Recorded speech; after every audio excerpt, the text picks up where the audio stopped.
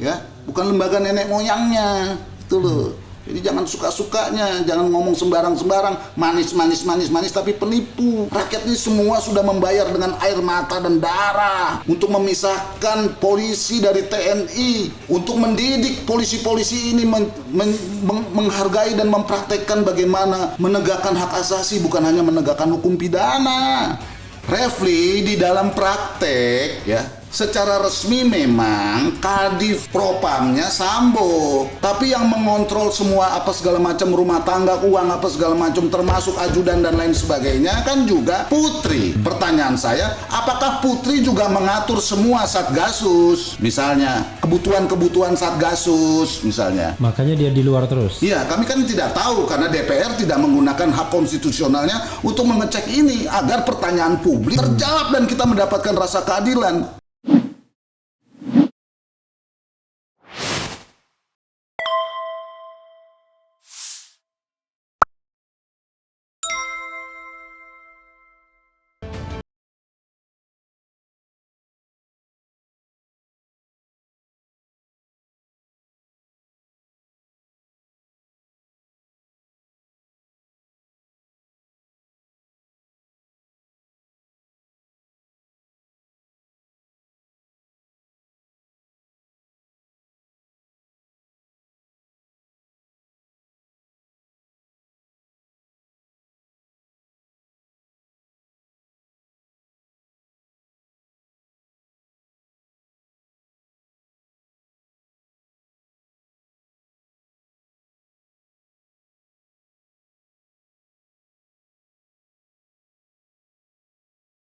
Diumumkan dan di situ sudah dijelaskan juga bahwa tidak ada motif itu. Cuman waktu itu kan sudah sangat bau busuk dan becek, Refli. Iya. Ya, motif itu. Saya waktu ditanya di ILC saya bilang saya nggak mau buru-buru ke motif. Saya pengen yang ini dulu karena saya masih bertarung di bagaimana pemberkasan ini. Orang kok udah ngedorong-dorong motif. Waktu itu saya saya juga termasuk orang yang mulai dikuliahin oleh rekan saya yang lulusan esek itu kan. Seolah-olah saya tidak mengerti tentang undang-undang tindak pidana kekerasan seksual gitu. Iya. Saya mohon maaf sekali ya. Ini lulusan esek itu universitas di Inggris ya, bukan esek. Satu aja, Refli, jangan dua. Iya, satu aja esek ya. Jadi ada kehormatannya di situ ya kan. Iya. Kalau udah dua dia biasanya transaksional soalnya ya kan. Nah, itu kan juga jadi kepedulian kita, bukan hanya perempuan dan anak-anak. Anda bisa lihat bagaimana jejak kita memperjuangkan nasib perempuan-perempuan ini kalau dia terlibat tindak pidana dan bagaimana perilaku polisi. Jadi saya ngajar polisi itu untuk soal itu agar mereka bersiap, ya kan?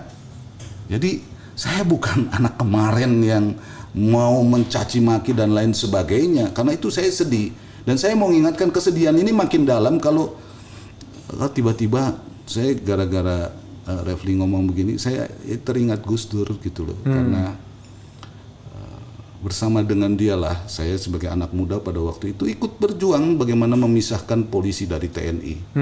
Gak mudah, juga dengan air mata dan darah, ya. Terus sekarang diminta lagi darah lagi gitu loh, aduh. Ya, nah, jalan. Terus ngomong terus di mana-mana, wah ini akuntabel, ini, padahal orang sudah memperlihatkan bagaimana kerja Kompolnas, bagaimana bangsa ini sudah menjadi korban berita bohong yang diproduksi oleh institusi penegak hukum. Yeah. Astaga, Refli, astaga, ya saya sedih kan, jalan. Nah saya pikir, ya saya kan harus berpikir positif terus dong, Refli, ya kan, wah.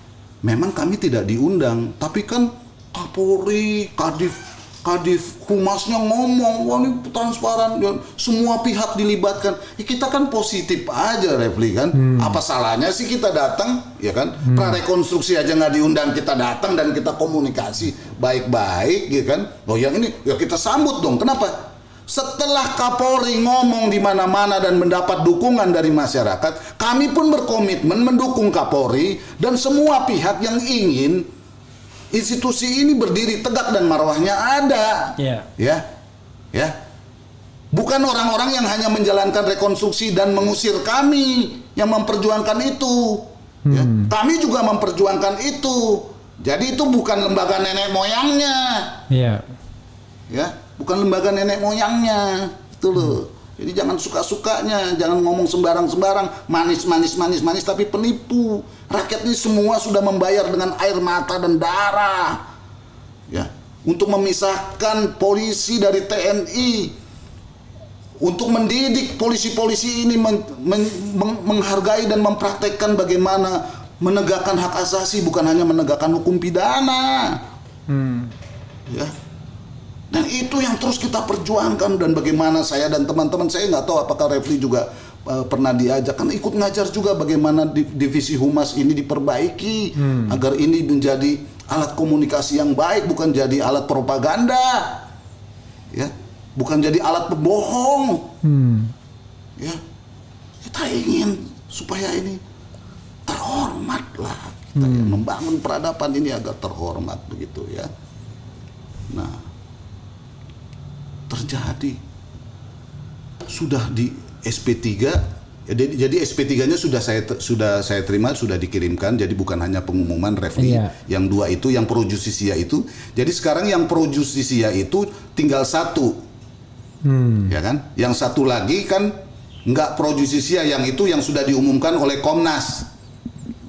Agak dekat ini ya. Yang diumumkan oleh Komnas, yang katanya laporan dia, ya kan. Nah, tapi kami lagi menyelesaikan pro justisia, yang nggak pro justisia ngomong motif. Saya jadi berpikir nih, wah, jago sekali Komnas ini ya, dengan kesedihan saya, jago sekali. Karena apa?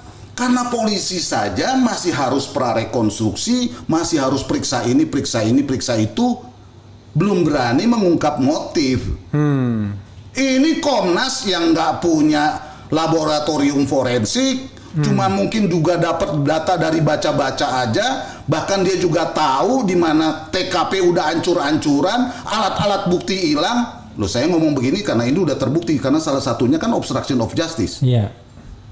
Jadi ini terbukti judicial killing itu berlanjut dengan obstruction of justice, bukan dengan pelecehan seksual. Saya ulangi lagi.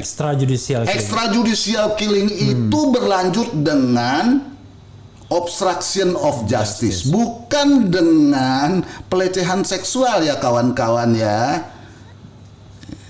Ingat itu. Dan ini Anda mempertaruhkan legitimasi dan nyawa serta roh dan kewibawaan Komnas yang dibangun dari darah, air mata dan mayat orang-orang yang sampai sekarang kita tidak temukan. Bukan hanya kelompok tertentu, ya, apalagi hanya kelompok berdasarkan seksual. Kita sedang memperjuangkan hak asasi manusia seluruhnya, bukan berdasarkan kelompok-kelompok yang lebih radikal atau yang lebih menghargai satu seksualitas tertentu. Dengan segala rasa hormat saya juga harus menahan diri, Refli, di tengah-tengah kesedihan ini ya. Nah, sekarang posisinya jadi begitu, Refli. Balik lagi, cuman posisinya kan beda. Satu di Duren 3, sekarang di Magelang. Iya, itu yang dilihat oleh umum. Iya. Kalau orang melihatnya pro justisia begini, Refli. Saya kembali lagi ke cerita awal. Yang pro justisia sudah di SP3, nggak ada jalannya pro justisia. Tahu-tahu yang tidak pro justisia ngomong soal pelecehan. Canggih kan permainan ini? Yang lebih canggih lagi adalah orang yang sudah jadi tersangka jadi kayak bintang film, Refli. Wah, istri orang kaya ya kan, dari keluarga yang terhormat dan sejahtera, calon Kapolri di masa depan, ya kan? Berpelukan, ciuman, wah, sambil rekonstruksi, Refli. Betapa pedihnya saya pada saat saya melihat itu. Saya hanya mengingat tangisnya Ibu Rosti, sehingga saya tidak bisa melayani pertanyaan teman-teman media, apa yang penting dari isi rekonstruksi? Menurut saya, Sambo dan istrinya dan jaringannya itu berhasil menekan saya, karena saya tidak bisa menjawab dengan jernih sebagaimana yang selalu teman-teman komunikasikan dengan saya. Kalau ditanya substansi, saya pasti jawab substansi. Tapi akibat dari rekonstruksi yang kayak begitu, saya nggak bisa melayaninya. Mudah-mudahan saya bisa melayani dengan jernih juga pertanyaan-pertanyaan Refli di tengah-tengah kesedihan saya, karena saya tidak boleh berlama-lama begini. Ya, saya harus bangkit terus dan kuat bersama dengan teman-teman, dan saya yakin doa ibu-ibu yang didiskriminasi yang sekarang ini juga ditahan, yang sudah ditahan begitu ya, yang juga punya anak dan terus memperjuangkan nasibnya walaupun sudah divonis, walaupun belum divonis begitu ya. Dia tetap memperjuangkan keadilan dengan menghormati hukum, tidak sebagaimana putri PC itu yang menunjukkan bagaimana kelasnya dia. Iya. Ya kan? Kemudian memunculkan lagi isu pelecehan seksual hanya dari sebuah pengakuan atau cerita-cerita, entah di mana itu, entah berdasarkan BAP atau bagaimana. Tapi saya heran kalau PC saya masih, atau siapa Kuat ya, silakan saja, atau siapa Ricky tadi kan punya kepentingan, ya, yang punya kepentingan, dan ingat dia tersangka yang punya hak ingkar dan terbiasa cabut-cabut. Dan saya mau ingatkan kepada kita semua, rakyat seluruh Indonesia ya, orang-orang yang kayak begini inilah yang bisa membuat peradilan sesat, yang akhirnya kita tidak bisa mendapatkan kebenaran material maupun kebenaran substansial maupun kebenaran formil.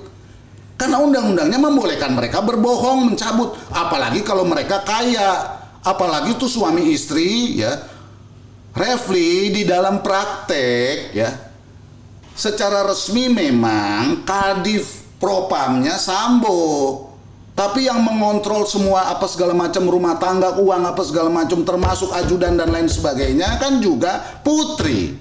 Pertanyaan saya, apakah Putri juga mengatur semua Satgasus? Misalnya kebutuhan-kebutuhan Satgasus misalnya.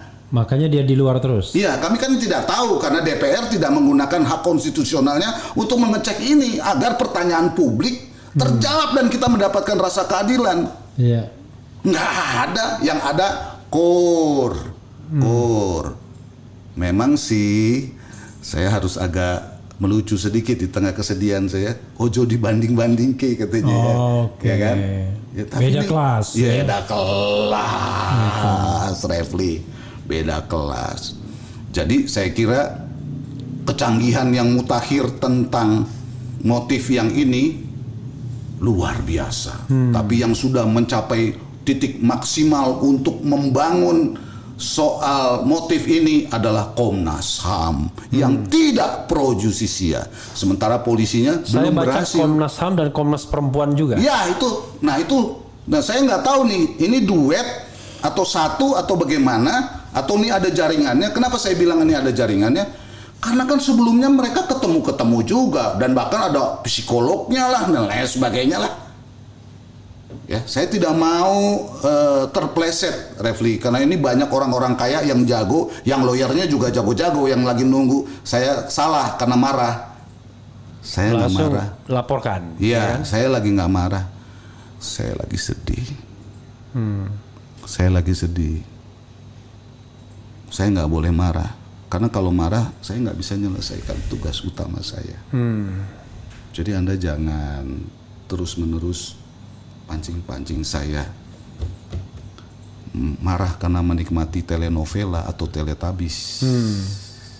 Ya, saya mau bersama dengan teman-teman saya dan Refli Harun pada hari ini untuk mengemukakan fakta-fakta agar pro justisia ini berdiri tegak, sehingga kita tidak lagi menjadi konsumen berita bohong yang menuju ke peradilan sesat dan mengakibatkan negara ini hancur. Karena kita mau pemilu, kita punya masalah ekonomi, rakyat susah,